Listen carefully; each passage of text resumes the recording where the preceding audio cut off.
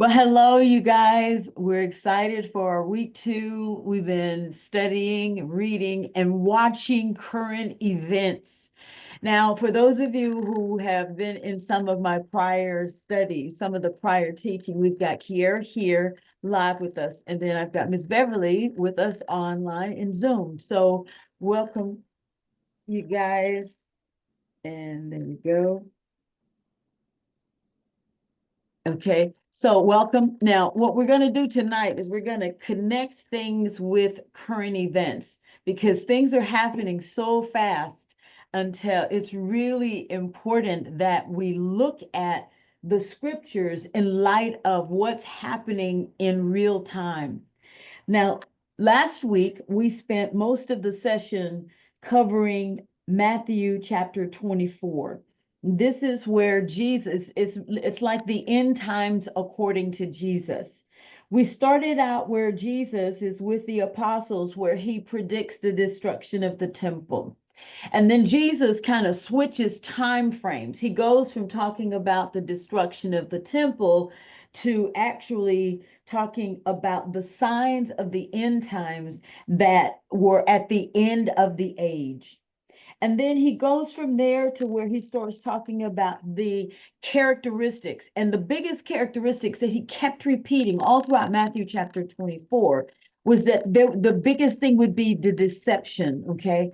But then there's another, and then he goes on to verse 15, where he starts talking about the great tribulation. Now, last week we spent a few minutes differentiating between tribulations or troubles that all believers encounter to where we start, and then we switch to talk to understand the comparison of regular tribulation to the great tribulation, which happens at the end of the age. We went from there into where we went in talking about the tribulation, and I think we stopped around, we're going to pick up at verse 15 and read verse 15 and then hit on as we go towards the end of chapter 24. So let's go ahead. It says, therefore, when you see the abomination of desolation spoken of by Daniel the prophet standing in the holy place. So we touched on briefly what the abomination was.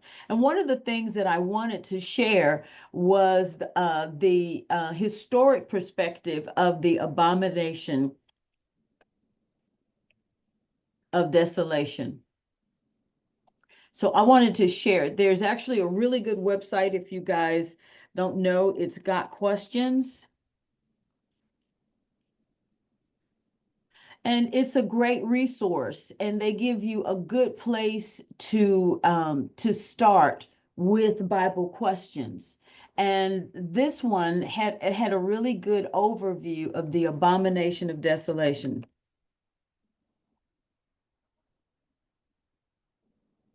Now, what we didn't do last week, we talked about what the abomination of desolation could be, and we discussed it, but we didn't provide a historical basis for the past abomination of desolations, which links to the one that we anticipate in the end times.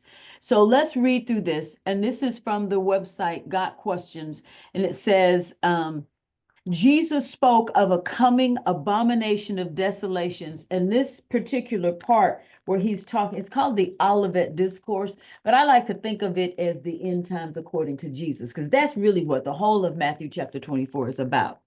And so he says, Jesus spoke of a coming abomination of desolations in the Olivet Discourse as he referenced a future event mentioned in Daniel 9:27. Now we didn't go to Daniel, and Rachel last week asked us.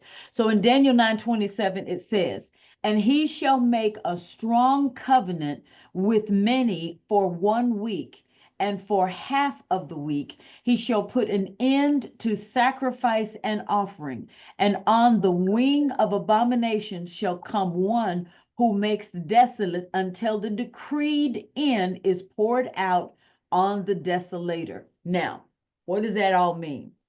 Jesus was saying that in Daniel 27, he was making a reference to Daniel 27, where the Antichrist would make an agreement. He would make a covenant with the nation of Israel for 7 years.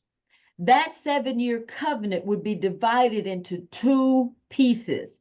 There would be 3.5 years in the first part, which is a part of the Great Tribulation. And then the other half, the other 3.5 years would be the Great Tribulation. You got the tribulation and then the Great Tribulation. And what made the second part of the tribulation great was that there would be an all-out attack and assault on the nation of Israel and on Jews themselves. And so the Antichrist at the 3.5 year mark will go into the temple and he will do something that is sacrilegious. He will do an abomination. Abomination, the word abomination means something that is wholly despised, disgusting, hatred. And desolation means to just make something completely empty, utterly destroyed.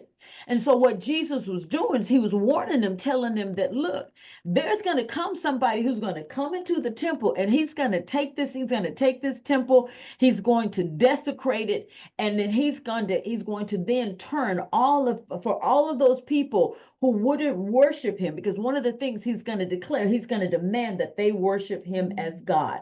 Well, that's been Satan's end game the whole time.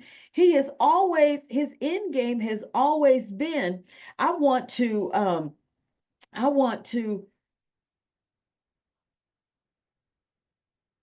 I'm sorry, you guys. Give me 1 second.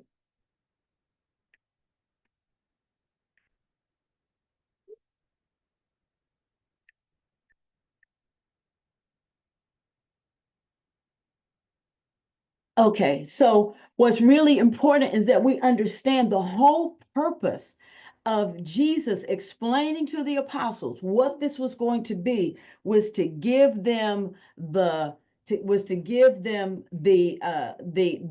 backdrop for what would be happening in the end times. And so he connected it to Daniel 9:27.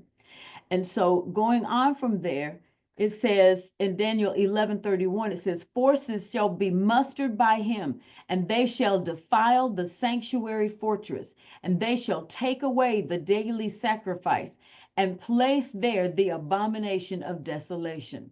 And then Daniel 12:11 says, from the time that the regular sacrifice is abolished and the abomination of desolation is set up, there will be 1,290 days. That's 3.5 years. That's Daniel 12:11. Now, the words that the wording in these different translations talking about the abomination of desolation is all of them are giving the overall perspective of utter destruction, just totally gutting. Now, one of the things that I like about the website, this particular way that they've broken it down, is Daniel gives 5 predictions. In these passages, he tells 5 specific things that would happen in the end times. Number 1, he says that a future ruler will make a treaty with the people of Israel. So a lot of people think that the rapture is what's going to activate the Great Tribulation, but it's not. The clock doesn't start ticking until the nation of Israel makes a treaty with Antichrist. That's the first part. Then number 2, it says the terms of this treaty will be for a week. Now, for biblical interpretation purposes, we translate that into being a period of 7 years. Number 3, midway or halfway through the 7 year period, this ruler or the Antichrist is going to gather his troops and they're going to put an end to sacrifice and offerings in the temple. Okay. Number 4, at that time, the ruler will desecrate the temple. He's going to set up some type of sacrilegious objects. And then number 5, the desecration of the temple will continue until the judgment of God is meted out on that ruler and his followers, 1,290 days or 3.5 years and 1 month later. So you've got the whole 7 year period, then you've got the front 3.5 years, and then you've got the back 3.5 years.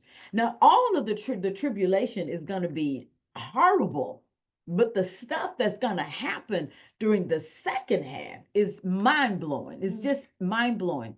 But I want to spend a minute talking about number 4. At that time, the ruler will desecrate the temple and set up some type of sacrilegious object. Okay. Daniel prophesied about the abomination of desolation, and he actually had a connection because this has happened before. It happened with a Greek ruler named Antiochus the Fourth, and he desecrated the temple in Jerusalem. He called himself God manifested. That's what the illustrious one. That's how is what he called himself. He set up an altar to Zeus over the altar of burnt offerings, and he sacrificed a pig on the altar. Antiochus went even further in his atrocities, slaughtering a great number of the Jews and selling others into slavery. And he issued decrees forbidding circumcision and requiring Jews to sacrifice to pagan gods and eat pig meat, eat pork. Okay. So Antioch, this abomination of desolation, we see this particular version of it in the second temple as kind of a forerunner of what we can anticipate. Many people, I will say, see it as a forerunner of what could happen in the third temple.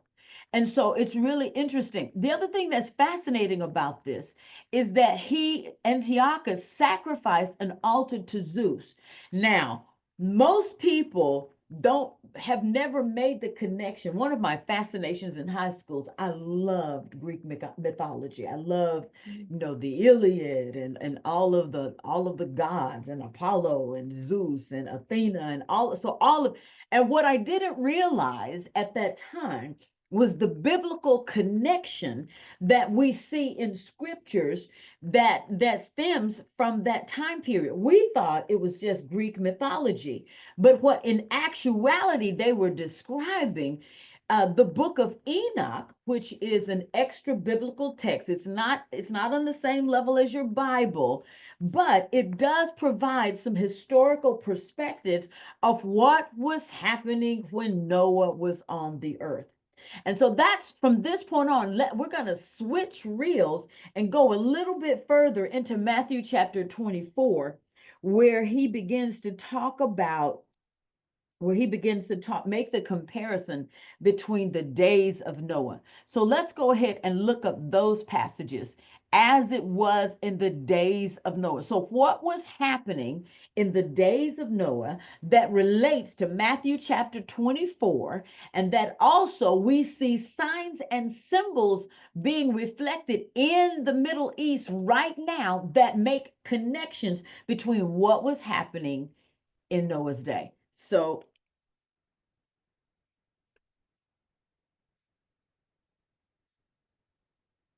let's go to, as it was in the days of Noah. We're going to pick up Matthew chapter 24, but we're going to go ahead.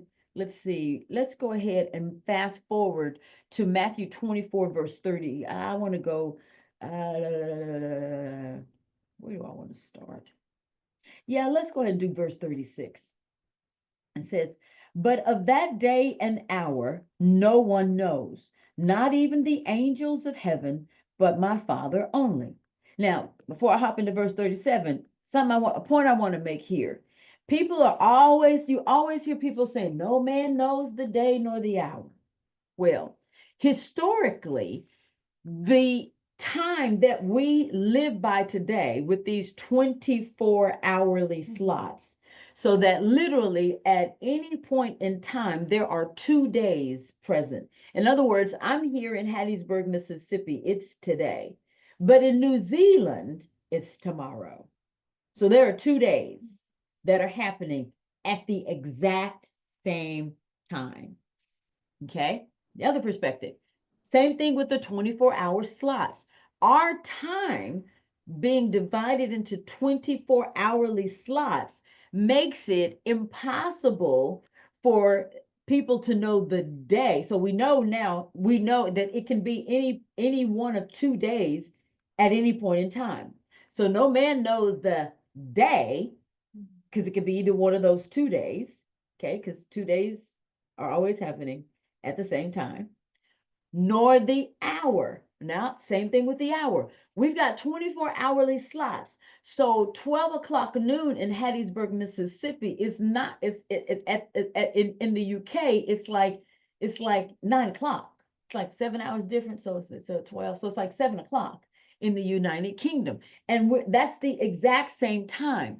So literally nobody can know the day or the hour. You don't know which of those 2 days it is, and you don't know which of those 24 hours that he would come, because the same hour for me is not going to be the same hour for people in New Zealand. The same day for me is not going to be the same day for the people in Australia.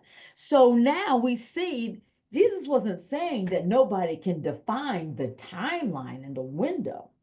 What he was saying was that specific day and hour isn't possible because of the way time is divided, how we interpret time. However, he did not say that it wasn't possible for us to look at the signs and the seasons so that we can get a pretty good idea of when the timelines are clicking and ticking away, giving us even more reason to encourage people to say, you need to get saved real fast. You need to hurry up and find Jesus. I'm just saying. Okay, you need to hurry up, run out of time. Quickness, yes, ma'am. Yeah, so now let's go on to, so when people say no man knows the day or the hour, you can start saying that's exactly right, because there are 24 hours, and that at any point in time we could be in either one of 2 day windows, depending on where you are in the earth. One side of the earth is dark, the other side of the earth is daylight. One side of the earth is today, the other side of the earth is tomorrow. And if you're on that side, you say, I'm here today, and then it's yesterday, you see? So people need to understand that, because they feel like, well, no, that people that there, I believe God is giving his church, his body, those people. He says the coming of the Son of Man would be like a woman who was pregnant.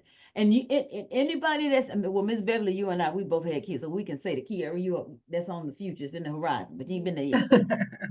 But I remember distinctly when I was pregnant with my son, how I went through this season, and it finally towards that last what 4 weeks, it just seemed forever. It just felt, but you knew.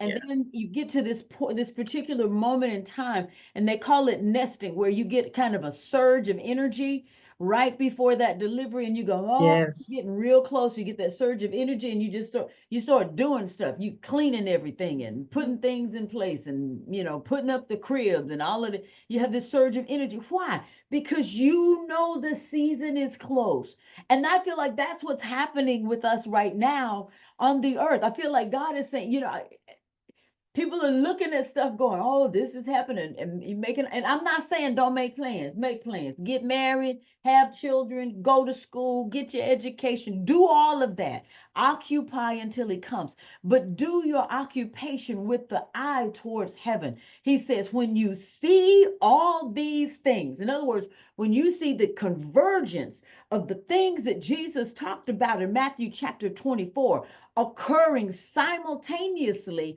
look up. He said, you need to be paying attention, because your redemption is getting close, draws nigh, or draws near, or is getting closer and closer and closer. Okay.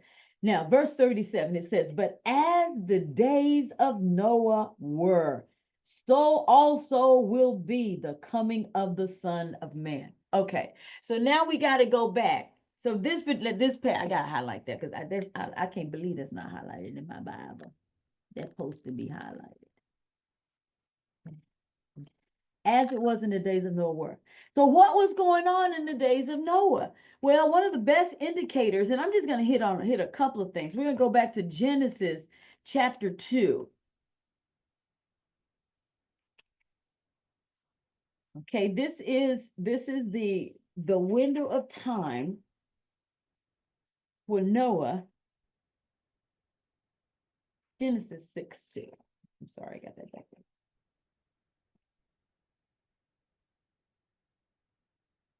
Yes, Genesis 6:2 had my numbers reversed. It says, now it came to pass When men began to multiply on the face of the earth, and daughters were born to them, that the sons of God saw the daughters of men, that they were beautiful, and they took wives for themselves of all whom they chose. And the Lord says, my spirit shall not strive with man forever, for he is indeed flesh, yet his days shall be 120 years. There were giants on the earth in those days, and also afterwards, when the sons of God came into the daughters of men, and they bore children to them. Those were the mighty men who were of old, men of renown. Then the Lord said that the wickedness of man was great in the earth, and that every intention of the thoughts of his heart was only evil continually. And the Lord was sorry that he had made man on the earth, and he was grieved in his heart.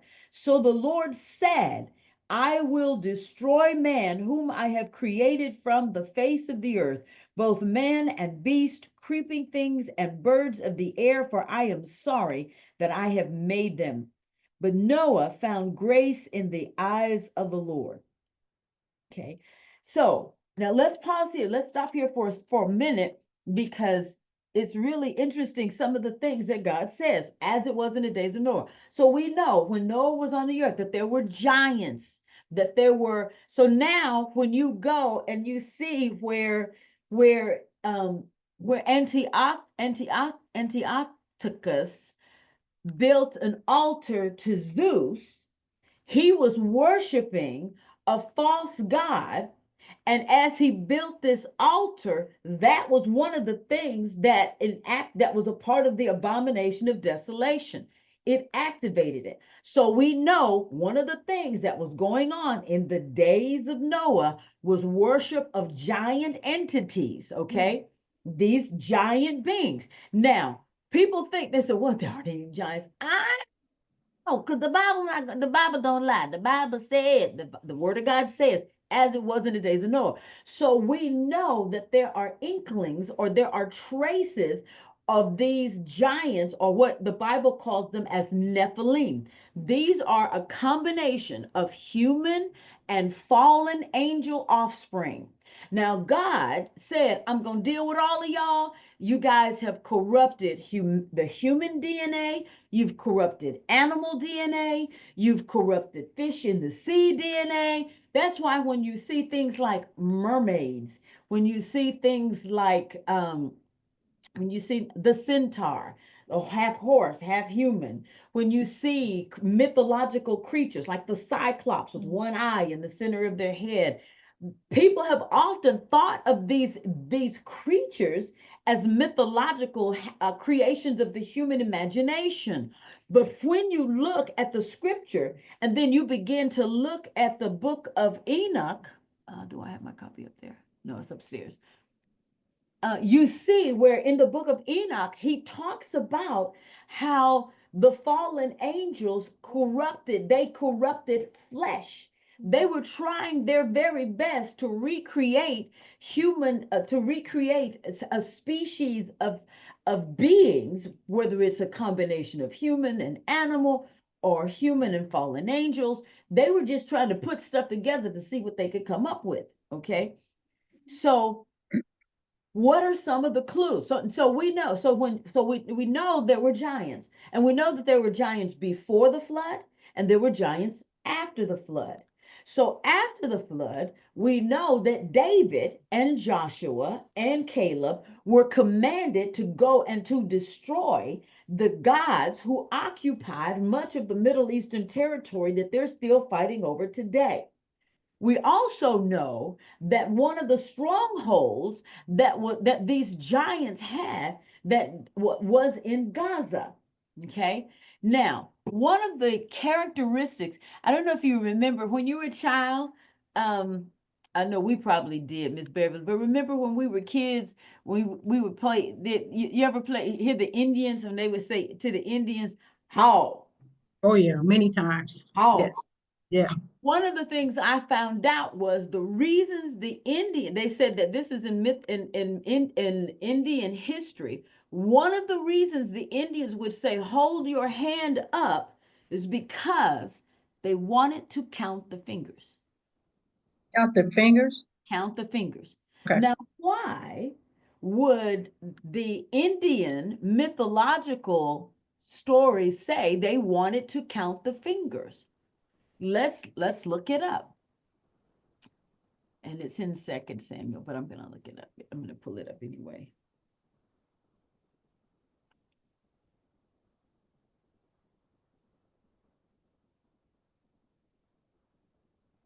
Second Samuel 21 and 20. So we're talking about the connection between as it was in the days of Noah and what's happening right now. Okay. So in 2 Samuel 21:20, it says, in still another battle which took place at Gath, there was a huge man with 6 fingers on each hand and 6 toes on each foot, 24 in all. He also was descended from Rapha. Okay, that's 2 Samuel 21. In fact, I'm going to share screen, so that'll go ahead and record that. Give me 1 second. Going to share screen, and there we go.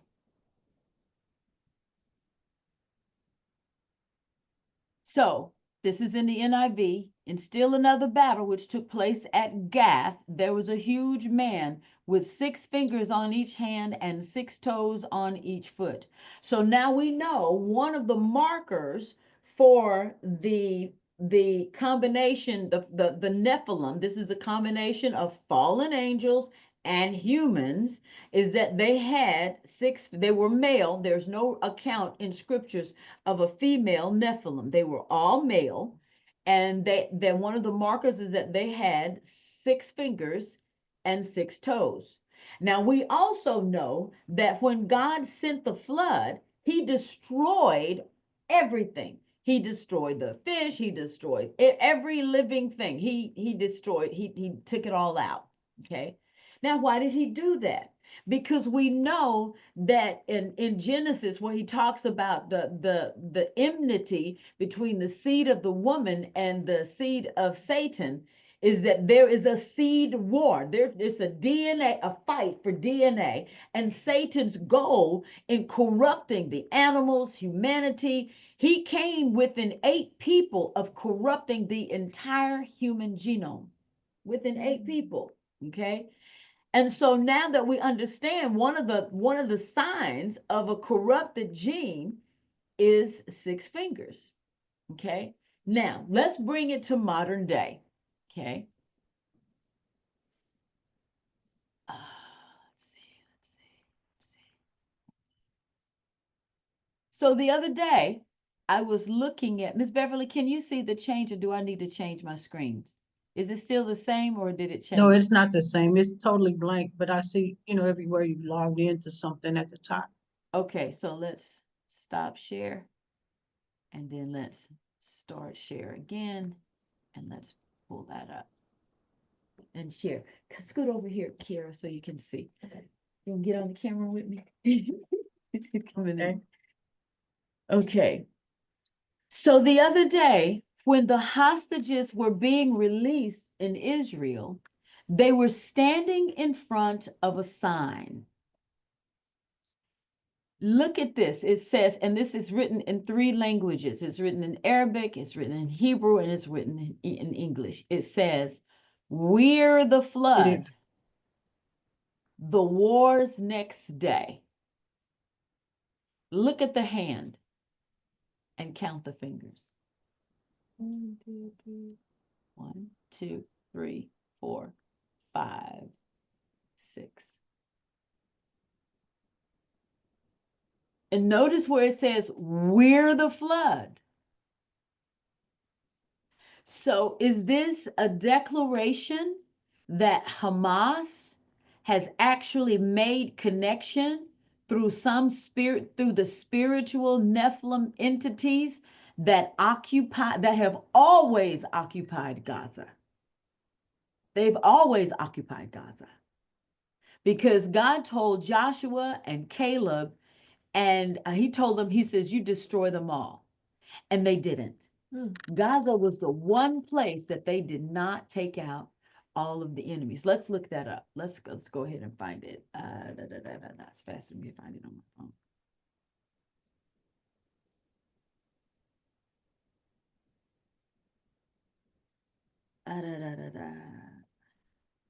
Like, why did everybody be texting me when I get on? I guess so I get on here, everybody wants something, right? Okay, geez, stop. Focus, Stella, focus.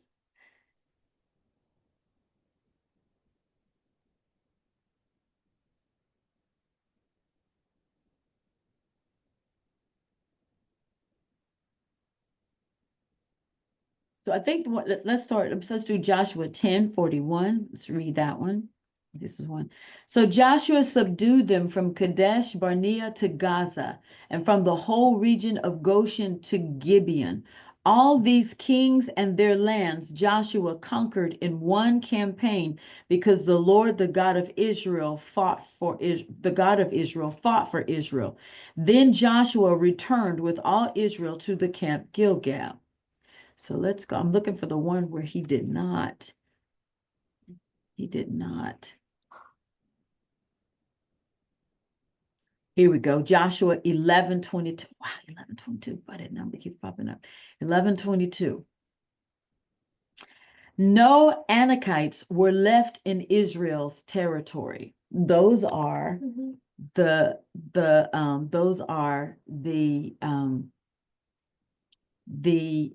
Nephilim mixed breed human. It says no Anakites were left in Israelite territory. Only in Gaza, Gath, and Ashdod did any survive. So Joshua took the entire land just as the Lord had directed Moses, and he gave it as an inheritance to Israel according to their tribal divisions. Then the land had rest from war. But what did it say? No Anakites were left in Israelite territory. Where did they stay? Where were they left? Only in Gaza. So the Anakites left and fled all of the Israelite territory, and they went and they established a stronghold in Gaza. Let's go back. Let's look at one more.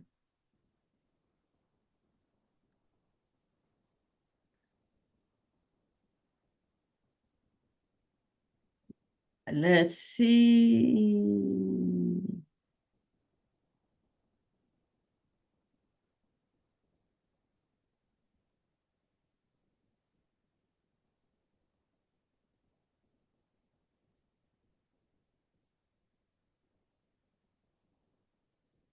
And there's one more passage, and I can't think of it right now.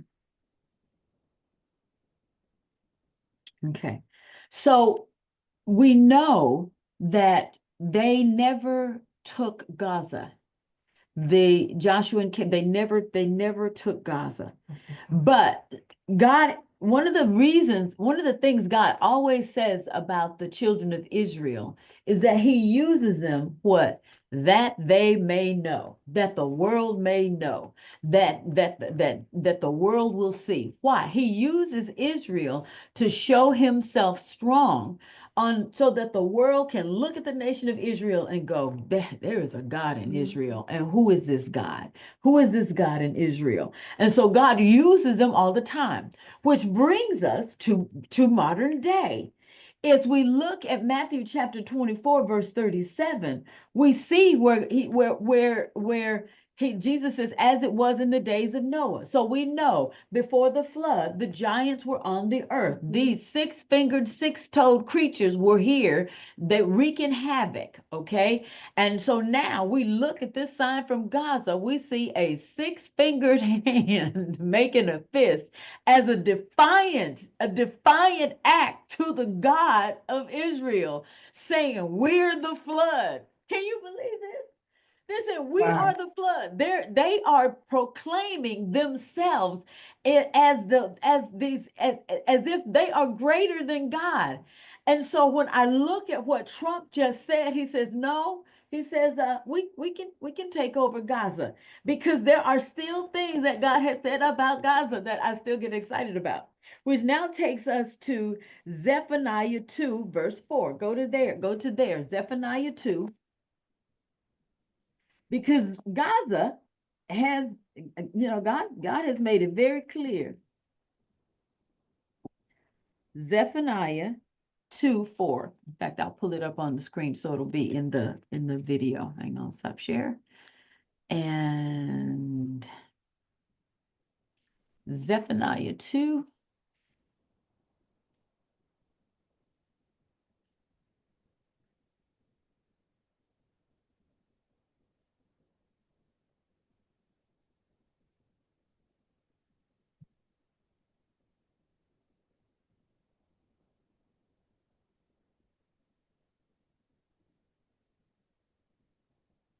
Zephaniah 2 and 4. But did I do that wrong? There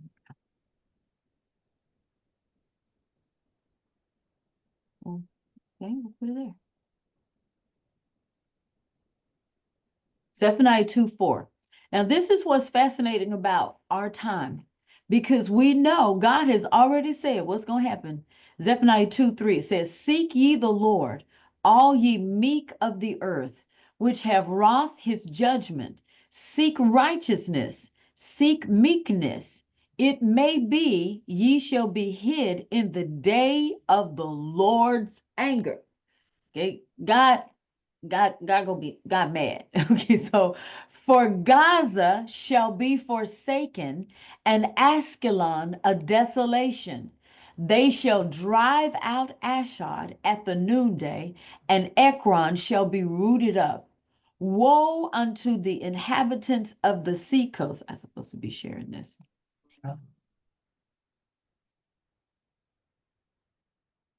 There we go. Woe to the inhabitants of the seacoast, the nation of the Cherethites. The word of the Lord is against you, O Canaan, the land of the Philistines. Philistines and Palestinians are the same. They're referring to the same body of people. It says, I will even destroy thee, that there shall be no inhabitant. Okay, so he says in Zephaniah 2:3-5, what's going to happen? But it wasn't enough. God's like, okay, I got that too, but I got some more to say. So now let's go to Zechariah 9:5. Zechariah.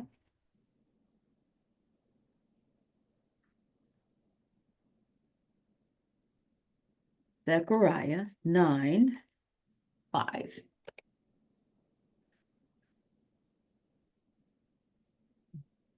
Oh, well, you might want to spell it right.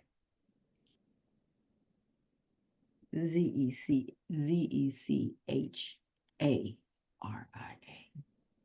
Zechariah. Zechariah 9:5.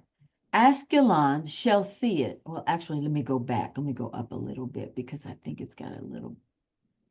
Yeah, okay. Behold, and Tyrus did build herself a stronghold, Zechariah 9:3, and heaped up silver as the dust and fine gold as the mire of the street.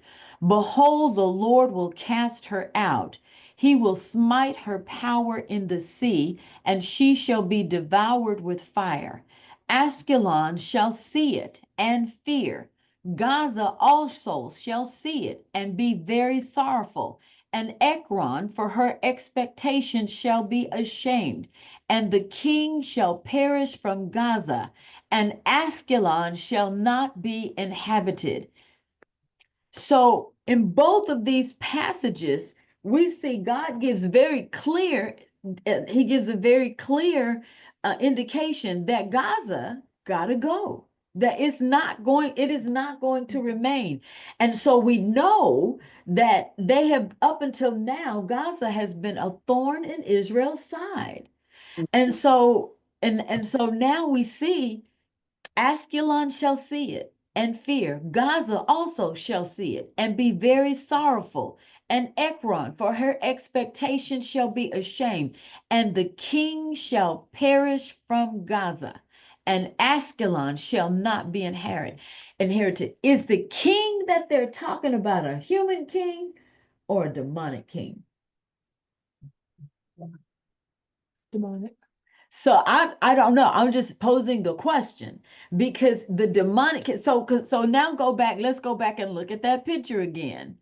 That photo from Gaza where they got the picture up. And what did they say in their photo? This is the picture that they put behind the hostages. We're the flood. Mm-hmm. And so they're expressing their defiance to God. And so that's now when you go back and you read Zephaniah and where it talks about God's anger, you read that and it makes sense. You realize it's like, wow, it makes sense. Seek ye the Lord, all ye meek, Zephaniah 2:3, all ye meek of the earth, which have wrought his judgments, seek righteousness, seek meekness. It may be that ye shall be hid in the day of the Lord's anger. For Gaza shall be forsaken, and Askelon a desolation. They shall drive out Ashdod at the noonday, and Ekron shall be rooted up. Woe to the inhabitants of the seacoast. The word of the Lord is against you, O Canaan, the land of the Philistines. I will even destroy thee, that there shall be no inhabitant. I mean, it pretty plain to me. So now we see the connection between the biblical accounts of what happens in Gaza. We see the connection between Genesis chapter 6, verse 2. We know that one of the things that was happening in the days of Noah was these giants were on the earth. They corrupted the human genome. We also know that there were alien abductions in Genesis chapter 6. How do we know? Because the fallen angels took the women. It didn't say that these women went willingly, they took them. They took them either forcibly and raped them, or they took them, tricked them, deceived them, beguiled them until they became subjugated to the will of the fallen angels. And so we know alien abductions we know there were giants here. We know alien abductions were here. We know that and so with this as the backdrop, so when Jesus said in Matthew, let's go ahead at Matthew 24:37, was it? Yes.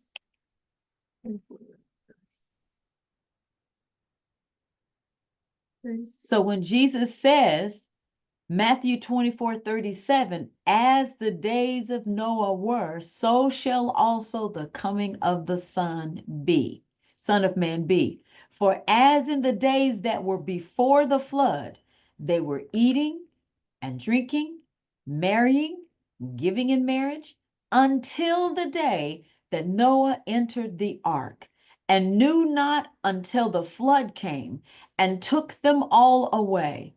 So shall also the coming of the Son of Man be. Wow. Mm-hmm. So I think this is a great place to stop. Any questions? I have talked and taught, shared my insight. Let's take a minute so you guys can share. So what are your thoughts, Miss Beverly? I'm still interested in this Gaza part, and I know you shared something maybe some days ago. I'm not going to say exactly when, but and regarding the president.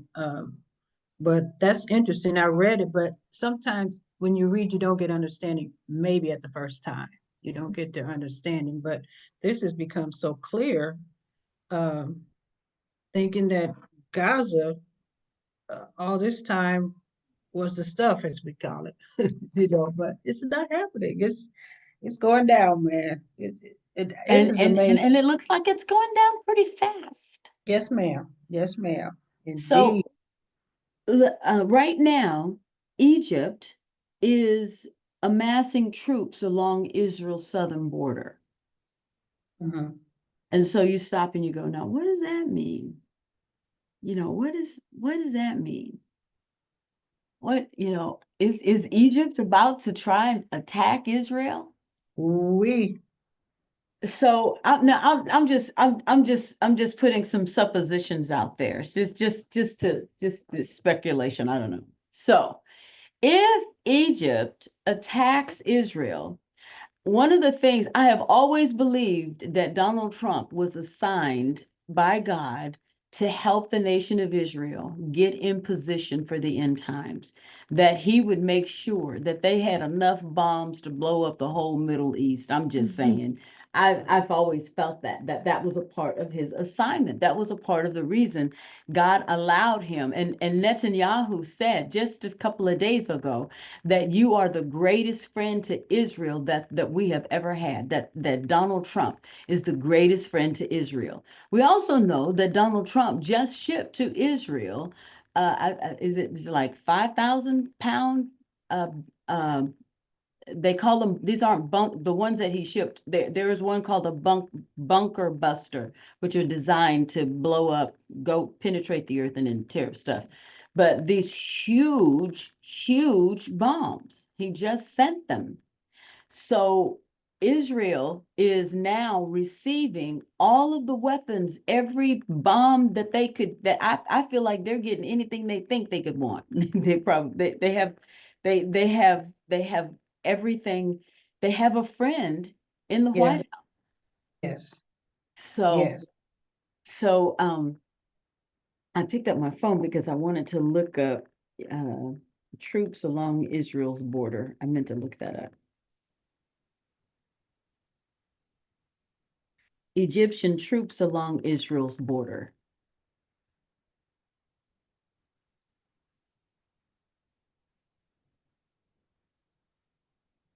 Shadow War. Why Egypt's elite tank units are raising border. Egypt deploys 40 tanks to beef up border. Egypt increases Sinai military presence, violates peace treaty. On Egypt's border, senior IDF officer warns quietest front. Egypt on edge as Israel's war presents more than a million. Ooh, let's see what that one says. More than a million Palestinians up against its border. So now we see the biblical connection. And that's why I love the whole paradigm of seeing things through the sons of Issachar. We said that there are the four perspectives. The first son of Issachar is Tola, which means worm. It means looking below the surface to see that information which is not readily available to the human eye. Then there's Puva, which means to explore the word, the written word, and then to use the written word as the basis for what you speak or decree into the earth, because the written word is attached to the spoken prophecies that God has said. And the things that we just read, the prophecies where God says, Gaza got to go. Zephaniah and Zechariah both said that Gaza would be ended. He also said the same thing about Damascus. Damascus is another one that's Isaiah 17. Are you familiar with that passage, Miss Beverly? Have you read? No, I'm not. Oh, wow. We did. Well, let's go there too, because this is another Isaiah huge one. 17? Okay, Isaiah 17, talking about Damascus. okay. Isaiah Isaiah. 17. Okay. You read it, Miss Beverly. Where are you at? First verse or what? Isaiah 17:1. Okay. The burden of Damascus. Behold, Damascus is taken away from being a city, and it shall be a ruins heap. Wow. Wow. Damascus shall be a ruinous heap. Mhm. Behold, Damascus will cease from being a city, and it Yeah. will be a ruinous heap. Yes. So that's a war. And so now we know that Damascus is in Syria. Syria is the country whose ruler was just overthrown, and he left and went to the Soviet Union for asylum. And so now the leaders in Syria are former Taliban, Afghan. They hate the United States. They hate Israel. And so this new leader that just came into authority, and they also there are two factions of the Arabs. I know one of them is Shiite, and I can't remember the other one. Shiite and Sunni, and they hate each other. And the only thing that they hate more than each other is Israel. They have mutual hatred of Israel. So as long as their energy is directed towards hating Israel, then they don't fight each other. But as soon as they get through, they figure as soon as we take Israel out, then we'll kill each other and see who wins. I mean, it's totally demonic. That's why when you look at the origins of the people that God told Israel, he told the nation of Israel, do not intermingle with these people. Do not intermarry. He says, don't have anything. He says, don't do it. Why? Because when you intermarry with them, you are literally connecting with the genome of the fallen angels and these demonic entities who have always hated God. They hate Israel because they hate God. And they fight Israel because they want to fight God, but they can't get to him. And so it's exciting to see what is transpiring in real time.